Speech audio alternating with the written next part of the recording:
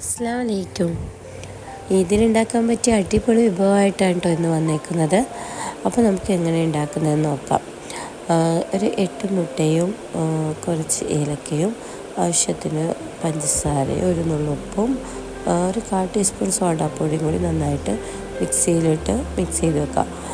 അതിന് വേണ്ടിയിട്ട് പൊടി മൈദ ഒരു 3/4 കിലോ, റവ ഒരു 100 ഗ്രാമും അരിപ്പൊടി ഒരു 150 ഗ്രാമും എടുത്താൽ മതി കേട്ടോ.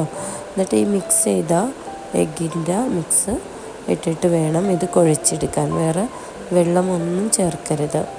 അതുകൊണ്ട് നന്നായിട്ട് കുഴച്ചിട്ട് 1 മണിക്കൂറോളം ഒന്ന് റെസ്റ്റ് ചെയ്യാൻ വെക്കാം കേട്ടോ. അപ്പോൾ ഈ പരിഭവം ആയിട്ടുണ്ട്. എന്നിട്ട് നമുക്ക് ആവശ്യത്തിനൊരു ചെറിയ ചെറിയ ബോളുകളാക്കിയിട്ട് ഇത് മാറ്റാം. ഈ ബോളുകൾ നമുക്ക് നമ്മുടെ ഇഷ്ടത്തിന് ഡിസൈൻ ചെയ്തിട്ടൊക്കെ കൊടുക്കാം കേട്ടോ. ഇതേപോലെ അപ്പോൾ നല്ല ഭംഗിയായിരിക്കും കാണാൻ, നല്ലൊരു ഷേപ്പും ആകും. എന്നിട്ട് നന്നായിട്ട് ചൂടായ ഒരു എണ്ണയിലേക്ക് ഇങ്ങനെ നന്നായിട്ട് ചൂടാവണം കേട്ടോ. എന്നിട്ട് ഇട്ട് കൊടുക്കുക. എന്നിട്ട് ഒരു മീഡിയം ഫ്ലെയിമിലേക്ക് അത് മാറ്റുക. ഇട്ട ശേഷം എന്നിട്ട് അത് 2 വശവും നല്ല ബ്രൗൺ ആകുന്നത് വരെ ഇളക്കി കൊടുക്കുക.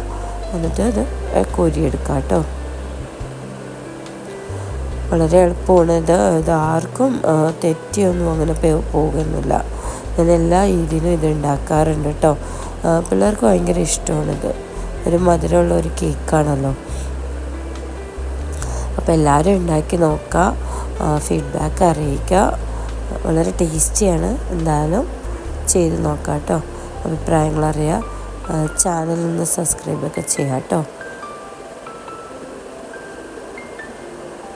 ഈ ഒരു പരുവത്തിലാണ് നമ്മൾ കോരിയെടുക്കുന്നത് കേട്ടോ.